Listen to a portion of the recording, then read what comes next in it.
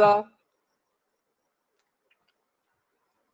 सर्वप्रथम सबसे पहले मैं परम दयाल श्री ठाकुर अनुकूल चंद जी के चरणों में कोटि कोटि प्रणाम करता हूँ। परम अध्याय जगजननी से बड़मा को चरणों में कोटि कोटि प्रणाम करता हूँ। परम पूज्यपाल श्री बड़दा के चरणों में कोटि कोटि प्रणाम करता हूँ। परम पूज्य जादेव श्री दादा के चरणों में कोटि कोटि प्रणाम करता हूँ। सत्संग में सम्मिलित सभी पंजाधारी गण, सभी दादागण, माँ लोग, सबको मेरे तरफ से हार्दिक जय गुरु। आज मुझे बहुत सौभाग्य है कि आज हमको गांवली दादा हमको फोन किए कि दादा आज आपको ठाकुर जी भावधारा पर बोलना है। तो ये मेरा सौभाग्य है कि आप लोग हमको इस सुअवसर दिए ठाकुर जी के बात बोलना। और वो कबीर जी की पंक्ति है, सात समुद्र को मसी करो, लेखनी सब बन राई, धरती सब कागज करो, हरि गुण लिखा न जाए। ठाकुर जी की बात बोलना बहुत बड़ी बात है। लेकिन मुझे जो ठाकुर से जुड़ने के बाद जो मुझे कुछ अनुभूति है, मैं उसी पर आप लोगों के सामने शेयर करूंगा। आवाज आ रही है आप लोगों को? जी दादा आ रहे हैं, आपकी आवाज आ रहे हैं, आपकी आवाज आ रहे हैं दादा। जी दादा। श्रीमद् भागवत गीता में एक पंक्ति है कि गति ही जीवन है। गति दो तरह का होता है, एक उधर्व गति, एक अधोगति। तो आदमी जब सांसारिक विषयों में पड़ता है, आदमी जब वृत्ति प्रवृत्ति के संग लाभ करता है, तो आदमी अधोगति को प्राप्त होता है। और आदमी जब किसी सदगुरु के शरणापन होता है, तो आदमी उधर्व गति को प्राप्त होता है। अब हमको सिलेक्ट करना है कि हमको कौन गति चाहिए, उधर्व गति या अधोगति। आज हम लोग किसी न किसी रूप में ठाकुर जी का ऋणी है और खुशनसीब है, भाग्यशाली है कि हम लोग ऐसे सदगुरु के मिले हैं जो हम लोग को हर तरह से महफूज रख करके, हर तरह से सुरक्षित रख करके और उधर्व गति को प्रदान कर पा रहे हैं। आज इस बुरा दौर में, इससे बड़ा बुरा दौर क्या हो सकता है, जहां पर सारा मानव चित्कार कर रहा है, सारा संसार चित्कार कर रहा है, हाहाकार है चारों तरफ कि कल हम बचेंगे कि नहीं, एक मृत्यु सामने खड़ी है। और उस परिस्थिति में सारे सत्संगीगण निर्भीक होकर के, भय मुक्त होकर के आज सारे लोग इष्ट कार्य में लगे हुए हैं, सत्संग कर पा रहे हैं, ऑनलाइन सत्संग कर पा रहे हैं। किसी के चेहरे पर किसी का कोई शिकन नहीं है, बस एक ही भरोसा है अंदर से, ठाकुर जी है ना, आचार्य देव है ना, बड़दा है ना, पूजनीय बवाईदा है ना, एक भरोसा, यही हम लोग भरोसा और विश्वास। ठाकुर जी बोले हैं, there is no achievement greater than faith. दुनिया में विश्वास से बड़ा कोई उपलब्धि नहीं। आज हम लोग ठाकुर जी को पा करके, ठाकुर जी पर शरणापन होकर के, ठाकुर जी पर भरोसा करके आज हम लोग कितने सुरक्षित हो पा रहे हैं। एक सदगुरु के शरणापन होने के बाद आपका जीवन जैसे एक आईना में जाकर के, एक माँ लोग, दादा लोग, सब लोग जाकर के अपने चेहरा को संवारते हैं, अपने को सुसज्जित करते हैं। सदगुरु भी ठीक आईना की तरह होता है, आपके हर चीज, हर त्रुटि को निकाल करके एक सुंदर आचरणबद्ध मनुष्य बना देता है, आचरणशील, सुशील। और ये जो मानव निर्वाण की प्रक्रिया शुरू होती है, यही है सदगुरु को शरणापन होना। तो सदगुरु आज ठाकुर जी को पकड़ करके, ठाकुर जी जब आए धराधाम पर 1888 ईस्वी में, तो उनकी बाल्य लीला ही बहुत ही अलौकिक घटनाएं बहुत सारी हुई, जो आप लोग भी जानते हो। हम उस गहराई में नहीं जाते हैं। जो कि पुरुषोत्तम का पहला पहचान ही है कि उनके बचपन से लीला शुरू होती है। पुरुषोत्तम का पहला, दूसरा पहचान है उनमें मातृभक्ति, पितृभक्ति कूट कूट के भरा होता है।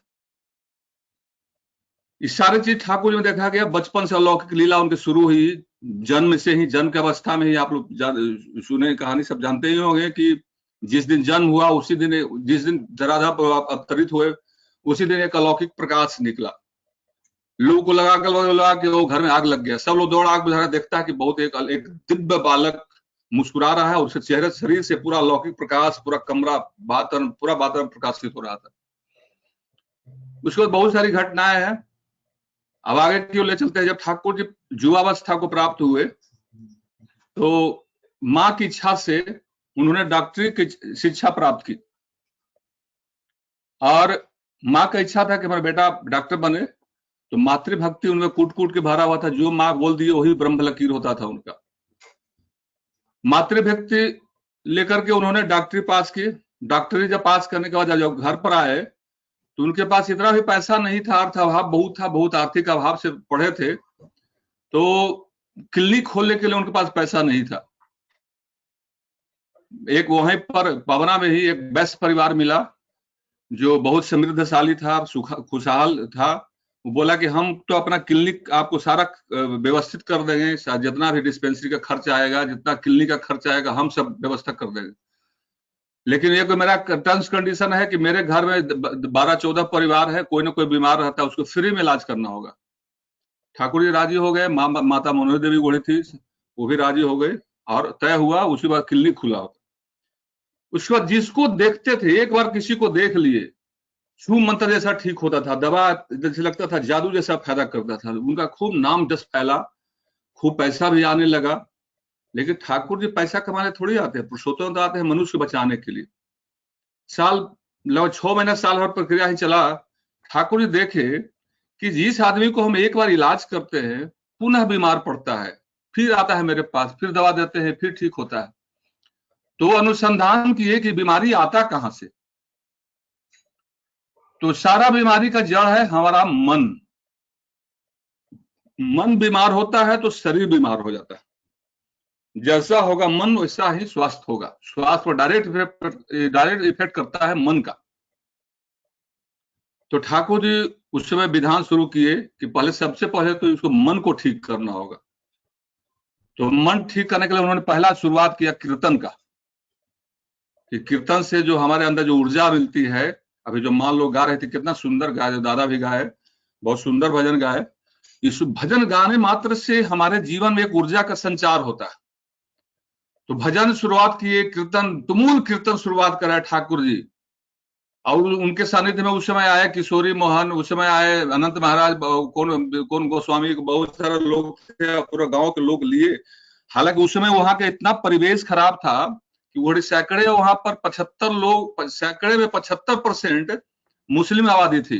बहुत लोग माइग्रेट किए थे, हिंदू लोग भी माइग्रेट किए थे वहां पर, फोर्सली, मन से बेमन से, जैसे भी माइग्रेट करवाया जा रहा था। और उस परिस्थिति में ठाकुर जी आए वहां पर समाज में समरसता कायम करने के लिए, समाज में सद्भावना कायम करने के लिए। उस विपरीत परिस्थिति में ठाकुर जी काम किए। हम लोग थोड़ा सा विपरीत परिस्थिति होता है, हम लोग टूट जाते हैं, कैसे ठाकुर जी काम करे, ये विघ्न आ गया, ये बाधा आ गया, हम लोग हार जाते हैं। पुरुषोत्तम में यही गुण होता है, वो हारते नहीं है, युद्ध करते हैं। और वो दिखलाए, राम दिखलाए, कृष्ण दिखलाए, उसी ठाकुर जी दिखलाए कि विपरीत परिस्थिति में भी कैसे इष्ट का काम किया जा सकता है। उन्होंने भजन कीर्तन शुरू करवाया डॉक्टरी छोड़ करके। और उस समय किशोरी मोहन के सानिध्य में आए थे।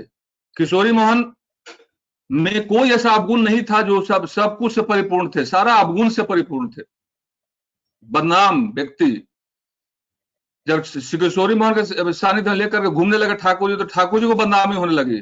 गांव गांव लोग ताना मारता था माता मोहन देवी को कि देखो तुम्हारा बेटा डॉक्टरी छोड़ करके आए, वो गुंडा बारा कर घूमता है, घूम रहा है। माँ भी डांटते थे ठाकुर जी के। तो ठाकुर जी बोले कि माँ, किसी को रोग कुछ है, इलाज कुछ होगा, ऐसा नहीं होगा। तो बोले कि वो जानते हो कितना लफू है, तुम्हारा भी बदनामी हो रहा है, पूरा कुल खानदान का बदनामी होगा। बोले कि माँ, देखते हैं कौन हारता है, कौन भारी पड़ता है। माँ चुप हो गई। उसके बाद लगे किशोरी मोहन के पीछे। देखिए, एक मनुष्य बनाने के लिए कितना ठाकुर जी कोशिश किए, लगे किशोरी मोहन के पीछे। और किशोरी मोहन में देखे कि इसमें कोई गुण एगो है कि नहीं। एक गुण पकड़ के देखिए, गुरु कैसे नबज पकड़ते हैं, उसमें एक गुण खोजे। तो ये किशोरी मोहन में एक गुण मिला, जिनका गला बहुत बढ़िया था। और वो गला बढ़िया था, इसी पकड़े उनको शुरुआत करवाए कि किशोरी मोहन, तू भजन बहुत बढ़िया गा सकते हो, कीर्तन बहुत अच्छा कर सकते हो, ये तुम्हें गुण है। उसको प्रेरणा दिए ठाकुर जी। और किशोरी मोहन लगे भजन गाने, आवाज था ही बढ़िया, सुरीला। तो किशोरी मोहन में भजन गाते गाते उनमें भी कुछ बदलाव शुरू हो गया, जिनमें सारा विकृतियां थी, सारा अवगुण था, सारा व्यभिचार, सारा लुप्त था, और उनमें बदलाव शुरू हुआ। उसके बाद वहीं से ठाकुर जी सोचे कि जो भजन हम लोग करते हैं, देखिए ठाकुर जी का टाइम टू टाइम सब चीज अपना कैसे पैरामीटर बदले हैं। आप यही कहानी हम कर रहे का यही इससे था कि वहां भजन से उन्होंने शुरुआत करवाया, तो भजन में भी वो देखे कि आदमी जब भजन गाता है उसके अंदर खूब ऊर्जा आता है, खूब अंदर से भाव भी बदलता है, भाव भी बदलता है। टाइम कितना है? टाइम बता दीजिएगा। हेलो, जब आपको बंद करना है मैं इशारा करूंगा। हाँ ठीक है अभी दादा, बता 10 मिनट दीजिएगा। है और 10 मिनट है और अच्छा ठीक है दादा। तो ठाकुर जी सोचे कि ये जो भजन कीर्तन से आदमी के अंदर जो ऊर्जा संचार होता है, वो ऊर्जा के बाद टिकता नहीं ऊर्जा, फिर आदमी अब साथ में चला जाता है, फिर टेंशन में चला जाता है, फिर वहीं को वहीं पहुंच जाता है। तो ये ऊर्जा उसके अंदर जो आया, उस स्टेबल कैसे रहेगा, कैसे टिकेगा? तब उन्होंने विधान दिया दीक्षा का। वहीं से स्टार्ट करवा शुरुआत करवाने का दौर शुरू हुआ। अब पहला दीक्षा किशोरी में देखिए कैसे दीक्षा हुआ किशोरी मोहन का। किशोरी मोहन का पकड़े पीछे लगे। एक दिन किशोरी मोहन के पूछे, गया किशोरी आज तुम्हारे के यहाँ भजन कीर्तन होगा? किशोरी बोले ठीक है, तैयार हो गए। किशोरी मोहन के यहाँ गए, भजन कीर्तन हुआ, सत्संग शुरू हुआ। सत्संग नहीं, वो हरनाथ ठाकुर का दौर था। हरनाथ ठाकुर बहुत बड़े साधु संत थे वहां के, उस एरिया के बहुत नामी थे, बहुत ही अंतर्यामी और अच्छे साधु संत में आते थे वो हरनाथ ठाकुर। उस समय उन्हीं का फोटो रखा करके पूजा होता था। ठाकुर जी भी, ठाकुर अनुकूल चंद्र भी जाकर उनको पूजा करते थे, माने प्रणाम करते थे। इसलिए किशोरी मोहन को नहीं लगता था कि भगवान है, या उनको समझता था कि दोस्त है, भजन कीर्तन करते हैं। तो एक दिन उनको यहाँ रखवाए। रखवाने के बाद जैसे तुमुल कीर्तन शुरू हुआ, जब ठाकुर जी तुमुल कीर्तन थे तो उनके चेहरे से एक आवा निकलते थे, तेज निकलता था, लोग दंग रह जाता था। रास्ता में चलते थे पेड़ झुक जाता था, गाय बछड़ी सब पीछे लग जाता था। वो आभा उनसे शरीर से ओज निकलता था। उस दिन किशोरी मोहन का सत्संग शुरू, जब भजन शुरू हुआ तो खूब लोग धुन में गा रहा है, सब मृदंग ढोल धाल जितना है सब बज रहा है। अचानक ठाकुर जी रुक गए और रोने लगे, कस के रोने लगे, विलाप करने लगे। सारा लोग अवाक हो गया। ऐसा विलाप किए कि सारा लोग एकदम बेहबल हो गया, सब लोग रोने लगा, महिलाएं लोग सब, दादा सब लोग। किशोरी मोहन अवाक कि इन कर्तव्य मूड ये क्या हो गया ठाकुर जी। अचानक किशोरी मोहन को ये पकड़े, भर अखबार के पकड़ लिए, जाके आलिंगन कर लिए। तो किशोरी मोहन को लगा कि ऐसा हमको अंदर झटका मारा, करंट का झटका। किशोरी मोहन को लगा कि ऐसा मेरे साथ कैसे हो रहा है, अनुभूत उनका एक अलग फीलिंग हुआ। उसके बाद अचानक ठाकुर जी छोड़ दिए उनको, और छोड़ करके जहां पर हरनाथ ठाकुर को जो आसन लगा हुआ था वहां जाकर के बैठ गए। अब बैठ गए, उनके हरनाथ ठाकुर के आसन में जाकर बैठ गए ठाकुर जी। उसके बाद उनके शरीर से इतना ओज निकलना हुआ, प्रकाश निकलना शुरू हुआ कि किशोरी मोहन का घर आंगन सब अलौकिक प्रकाश से प्रकाशित हो गया। सब लोग चकचौंध हो गया कि कौन बालक है, कौन आदमी है, महापुरुष महामानव है। क्योंकि उस समय उनकी जस्ट लीला उनकी शुरू हुई थी, दिव्य लीला एकदम शुरू कर दिए थे। तो किशोरी मोहन बहुत प्रभावित हुआ, लेकिन तभी उसको ये किन नहीं हुआ कि भगवान है, इनको गुरु रूपे अपनाना चाहिए। डायरेक्ट ठाकुर जी बोल भी नहीं पा रहे थे कि दीक्षा ले लो। तो एक दिन ठाकुर जी, हरनाथ ठाकुर थे, वेदना के बाद भी किशोरी मोहन जब बहुत सरेंडर नहीं हुआ तो किशोरी मोहन को भेज दिया हरनाथ ठाकुर के पास। या किशोरी जाओ तुम हरनाथ ठाकुर से दीक्षा ले लो। हरनाथ ठाकुर के पास गया किशोरी मोहन दादा ठाकुर हम दीक्षा लेने आए आपसे। तो हरनाथ ठाकुर कहते हैं कि अरे पागल, समुद्र को छोड़ करके आया है तो कुआं के खारा पानी पीने के लिए? अनुकूल चंद्र जी को समझते हो कौन है? वो अवतारों के अवतार है, सबको भेज करके अपने पूर्ण अवतार में ठाकुर अनुकूल चंद्र जी आए हुए। तो उसमें किशोरी मोहन रेसिस्ट किया, बोला कि क्या बोलते हैं ठाकुर, उनका भी चूंकि नाम हरनाथ ठाकुर था, क्या बोलते हैं ठाकुर, कहाँ रामकृष्ण परमहंस है, कहाँ चैतन्य चिन्याम स्वामी है, कहाँ चैतन्य महाप्रभु है, कहाँ आप है, वो कहाँ अनुकूल से मिला रहे हैं आप? बोले कि अनुकूल सबको ऊपर है, वही राम है, वही कृष्ण है, वही राम कृष्ण परमहंस है, वही सब सारे प्रवृत्ति को लेकर आ गए। तब थोड़ा विश्वास हुआ कि नहीं, ये जब बोल रहे हैं तो सही बात होगा। लेकिन जब घर आया तो भी उनको मन में एक शंका था, ये तो हमारा दोस्त है, खेलता है साथ है, भगवान इसको कैसे गुरु रूप में ग्रहण करे, तभी मन में संशय था। तो एक बोले कि एक परीक्षा और लेंगे हम। परीक्षा लिए कि एक जाकर के मार्केट से कुछ संदेश खरीद के लाए, और संदेश खरीद के ला करके और वो अपने हरनाथ ठाकुर के फोटो के पीछे रख दिए। बोले कि आज यदि वो अपना मन से खा लेंगे तो हम समझे कि अंतर्यामी है। ठाकुर जी आए, उनके पास दिन भर रहे, खेले कूदे, गुड़गुड़ा पिए, लेकिन उसके बाद मांगे नहीं। शाम हुआ, चल गए। तो किशोरी मोहन को लगा कि ओ ये भगवान जी नहीं है, अगर जानते तो जरूर मांगते। फिर मैंने देखे संशय, हरि उनका नाम है, हरि, और दूसरा नाम है मायापति भी है। माया भी उतना ही फैलाता है, इतना जल्दी सबको पाना भी बड़ा मुश्किल है। तो चले गए। फिर थोड़ा देर बाद ठाकुर जी आ गए। बोले कि ए किशोरी, तो हमको पानी पिला। बोले कि सर क्या बोलते थे आप, तो चले गए थे घर, फिर घर से आगे पानी पीने हमारे के यहाँ। बोले कि तुम्हारे के यहाँ पानी बहुत अच्छा है। तो बोले कि ठीक है, बैठिए, लाते हैं। पानी लाने गए तो पानी ला के दिए, तो बोलते कि अरे पागल, ब्राह्मण के बिना कुछ खिलाए पानी पिलाओगे? तो बोले कि हमारे के यहाँ तो कुछ है नहीं, आप क्या खिलावे आपको, तो हम गरीब आदमी हैं, कुछ तो खिलाने के है नहीं। बोले देखो ना, कुछ होगा घर में, कुछ मिठाई विठाई कुछ होगा, देखो ना। और छिपाए हुए थे हरनाथ ठाकुर फोटो के पीछे। बोले कि कुछ नहीं है, कुछ नहीं, हमारे पास कुछ भी नहीं है। बोले देखो ना, देखो ना। और वो ठाकुर जी उठ गए। वो भी जैसे ढूंढने का बहाना था, वो ढूंढने लगे इधर उधर। अचानक अचानक अचानक ठाकुर जी को फोटोइया के पीछे, अचानक ठाकुर जी फोटो के पीछे देखते हैं कि कुछ रखा हुआ है। बोलते हैं कि अरे ये क्या रखा हुआ है जी? तो नहीं, कुछ नहीं, कुछ देख, ठाकुर जी अपने हाथ से निकाल लिए उसको। और निकाल लेने के बाद बोले कि तुम छिपा के रखता है तो खिलाते नहीं हो। तो छिप गए, फिर खाए, खिलाया उनको, खाए, चले गए। तो देखिए, फिर उनके मन में एक संशय आया कि हो सकता है देख लिए होंगे फोटो के पीछे रखा हुआ है जो। तो बोले कि एक परीक्षा और लेंगे हम, तब जाके इनका ग्रहण करेंगे दूसरा बार। ताकि कुछ दिन के बाद बोले कि आज आज आप आपका आनंद बाजार कल मेरे पास, हमारे के यहाँ रहेगा दिन में। तो ठीक है, आनंद बाजार बनवाया है। उसके बाद 11 बजा, ठाकुर जी स्नान ध्यान करके, अब बड़े अनंत गोस्वामी उनके सानिध्य में आ गए थे। बोले गया आनंद, चलो तो मेरे साथ, आज किशोरी बुलाया है हमको आनंद बाजार के लिए। साथे दोनों चले गए। वहां देखते हैं 2 आसन लगा हुआ है। तो बोले कि अरे किशोरी, 2 आसन लगाया, तुम जान रहा था कि 2 आदमी से हम आ रहे हैं? तो नहीं, तो ये वो हरनाथ ठाकुर के लिए लगाए हुए, वो भी आने वाले। तो बोले कि से अच्छा, हरनाथ तो बाद में, अभी तो आया नहीं ना, अभी आनंद बैठेगा इस पर।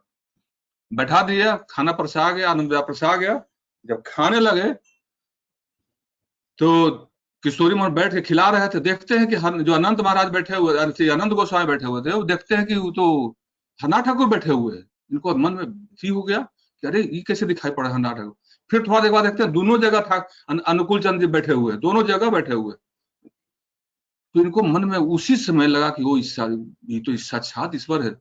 उसी समय सरेंडर हुए किशोरी मोहन, और उनको गोड़ पर गिर गए। बोले कि हमको माफ कर दीजिए, आपको बहुत हम टेस्ट लिए, हम बहुत भटका हुआ मेरे मन में, अब हमको दिशा दे दीजिए। तो बोले कि अरे, हंसने लगे ठाकुर जी, मुस्कुराने लगे, कहेंगे अरे पागल, जाओ हरनाथ ठाकुर से ले लो।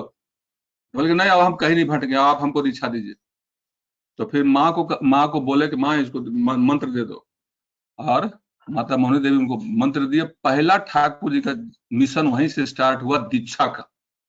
और उन्होंने दीक्षा दे करके लोगों को जाजन जाजन इष्टवृत्ति करा करके आज एक नहीं करोड़ों में लोग जुड़ गए हैं।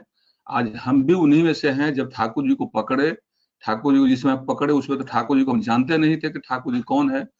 2-3 साल 4 साल हमको खुद पता नहीं, किसी भी इष्टवृत्ति करते थे, इस वो तो नहीं था नाता हमको। वो तो हनुमान चालीसा, दुर्गा चालीसा, जो पंडित जी बताते थे, पूजा करते थे। ठाकुर जी को जुड़ गए थे, लेकिन ठाकुर जी बहुत जाने भी नहीं, जाजन जैसा नहीं हुआ था। कुछ देर बाद संजोग देखिए, ठाकुर जी ही खुद खींचे हमको मंदिर तरफ। हम जब कभी वहां पर, हम कंस्ट्रक्शन लाइन से जुड़े हुए थे रेलवे में, वहां भी रहते थे, लगता था कि हमको ठाकुर मंदिर में कोई बुला रहा है।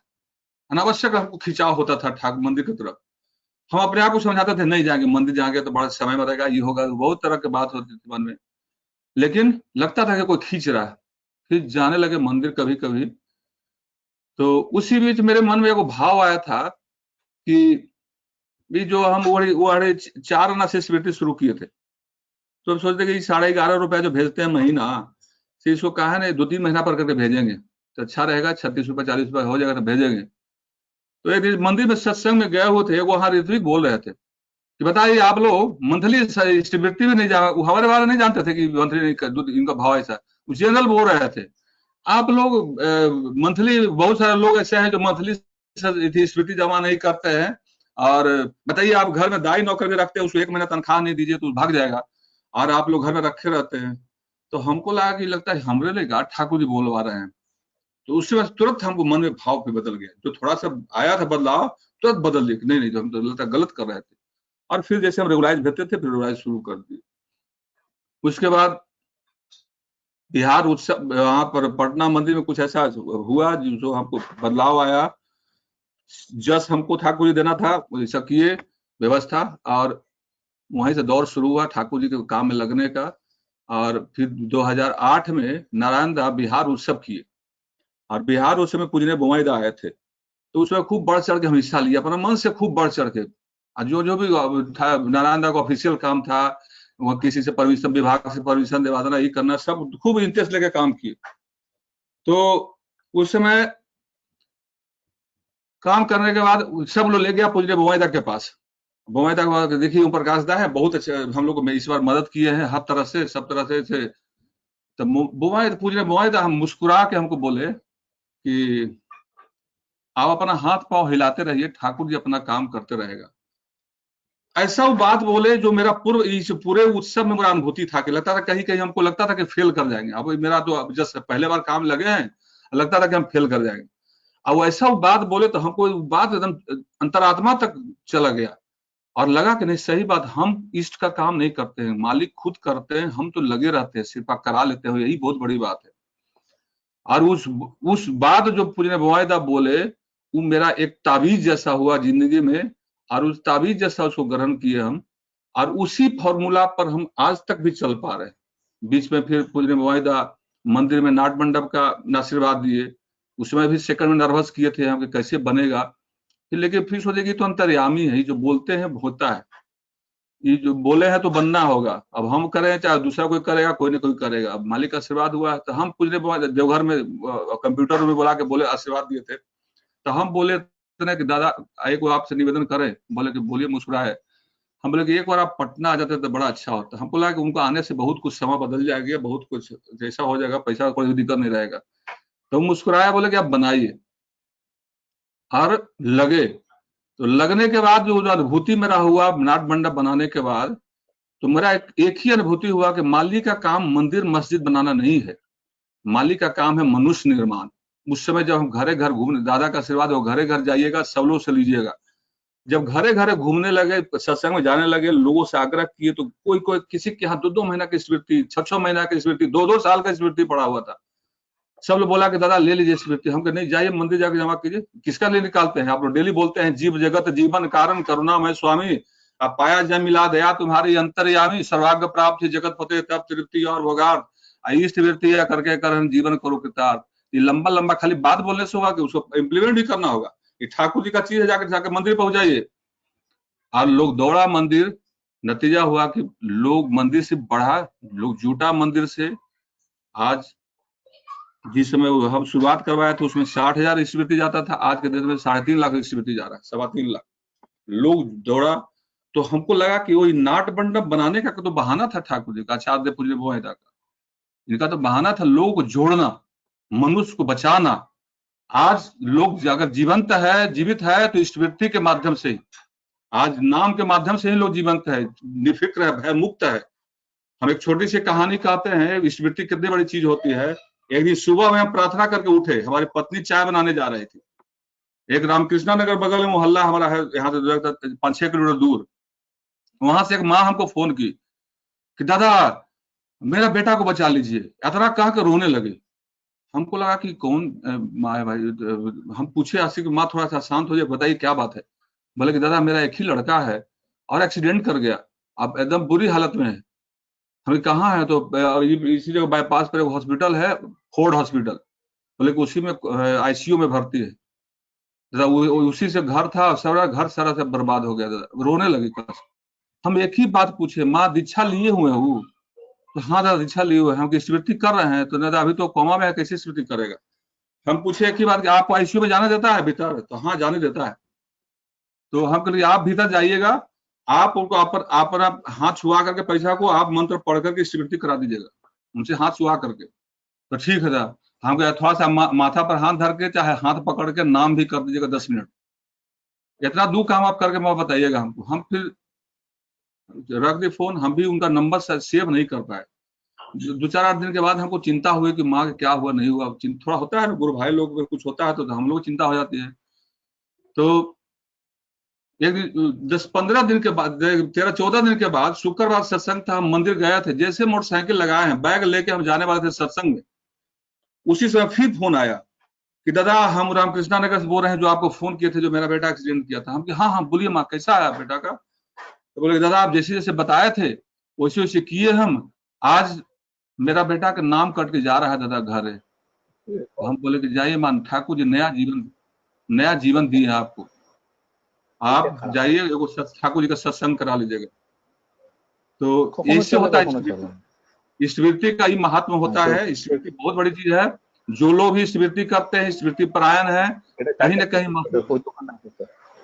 इसलिए हर माँ दादा से अनुरोध है कि घर घर लोग देखिए स्मृति लोग कर। आज पूजने बोएदा के एक ही निर्देश है, घर घर जाके देखिए ठाकुर जी का फोटो बढ़िया से रखे हुए कि नहीं है, ठाकुर जी का स्मृति कर पाता है कि नहीं, स्मृति भेज पाता है कि नहीं।